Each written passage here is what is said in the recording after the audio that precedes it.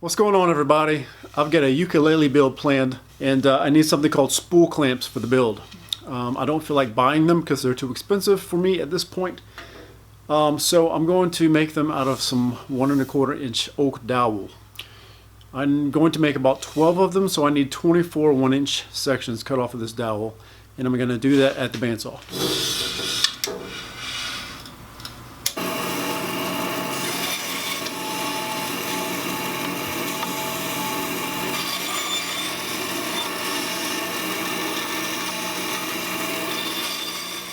Okay, I was able to get all 12 that I need and still have enough for 3 more. So I'll use these for test cuts before I actually cut these.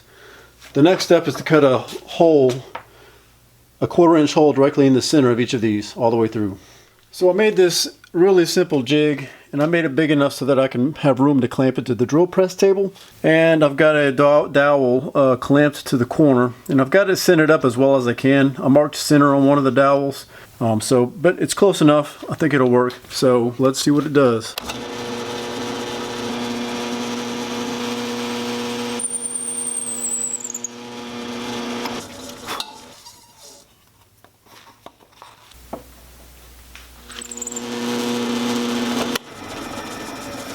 And after every dowel that I do, first of all, I've got the trash can over here, so I'll just dump the dust off the top. But I've got my compressor hose run over here, and I just clean out that corner, because you want to make sure that the dowel is sitting all the way in the corner. Otherwise, if you have dust build up, it could push that dowel off center, and then you won't be drilling center anymore.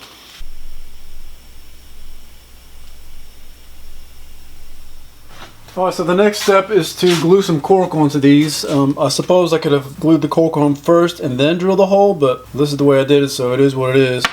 I couldn't find any cork at the home store.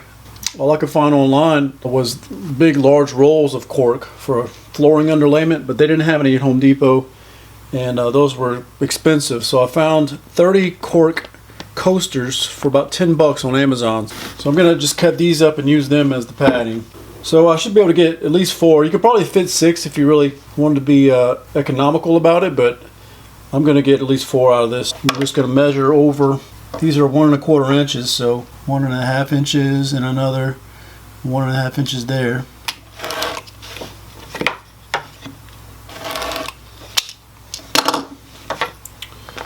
And I could just cut these in half,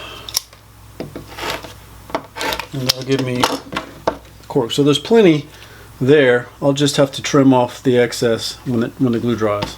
Alright, I've got all the pieces cut out. Just going to start gluing now. I'm not too concerned about glue leaking out of the sides. I'll just have to cut it off when I get done. And I'm going to just line them up, put this board on top, and let them sit until they're dry.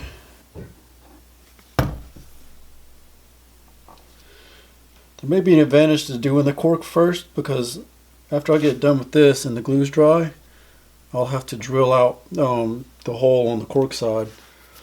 So if you would do the cork first, then you'd basically be drilling the hole all the way through, and you can skip a step. So there may be an advantage if you did it that way. And the only other thing about this too is I'm gluing into end grain, so glue doesn't do as well on end grain, but since it's just holding a piece of cork on, it should be fine. If it falls off, I'll just replace it. And I'm just going to let these dry for a while. Let's do this.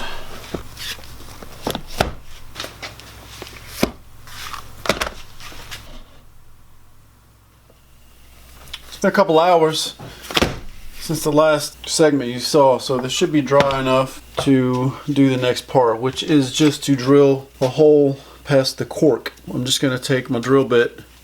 I'm going to kind of hold onto the cork on this side and just slowly drill, well, maybe not slowly, but just drill a hole through.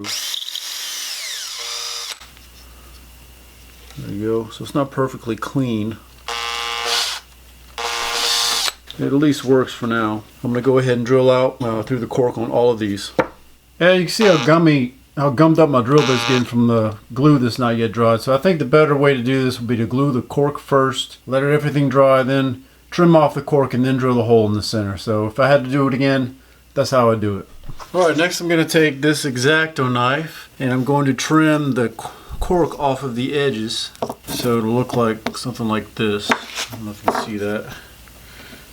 It's not perfectly pretty, but these are just utility clamps for me to do a specific task, so I'm not really too concerned about them being pretty. You can try to do a circle if you want to. I just do straight lines right up against the corner. You just keep turning and keep trimming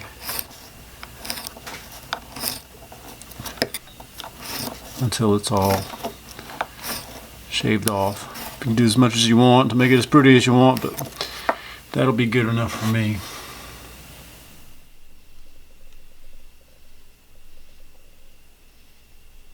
Alright, the next job is to hammer the end of the carriage bolt into the end of the spool so that it seats down inside and won't rotate. So I'm just going to use my vise to hold it and just hammer.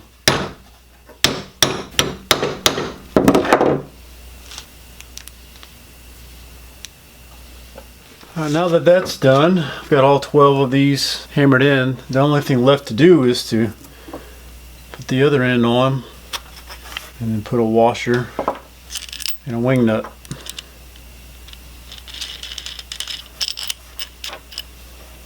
I may need to get some longer carriage bolts for a guitar build, but for the ukulele I think this should be long enough. So let me get these together and then I'll show you how they're used.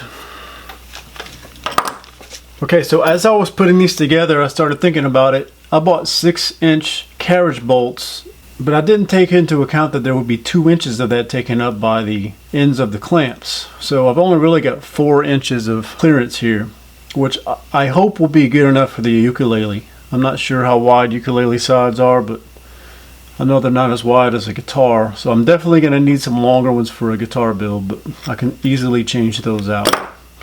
Let me show you how they're used. Alright, so I've got my old Taylor guitar right here. And let's just imagine that I have the sides here and I'm going to glue the top onto the sides. What you can do is when you set the top on, you can take your spool clamps, and these are just long enough to fit the front part of this guitar. Then you can put them over there and then you tighten them down. So I would have a clamp there and then I would just keep going around. And I would have all these spool clamps just going down the side all the way around the guitar, and that just keeps pressure on the top during the gluing process. So as you can see there, this is one method of clamping the top of a guitar onto the side. There's other means of doing this. This is just the one I saw based on the kit, the guitar kit that I'm going to be using coming up in the future. So these I think will work well. I'll just get some longer carriage bolts like I mentioned. The only other thing that I would say is, now you do have exposed threads here and you may be concerned about those hitting the guitar. So what you can do is take a straw and you can cut the straw in such a way that you can protect those threads. So let's say I'm going to need that much. What I'm going to do is I'm going to split that straw down the center. So I've essentially split it in half. I really messed that one up. I need to do that again. But anyway, for the sake of this example, I can slide the straw over the threads like this, and then I have some protection for the guitar so that the threads don't damage the guitar. So that's something you can do. We'll probably end up doing that when I get to that stage and I know how much space I need, because I don't want to cut the straws too long because then they won't fit inside the little small hole there.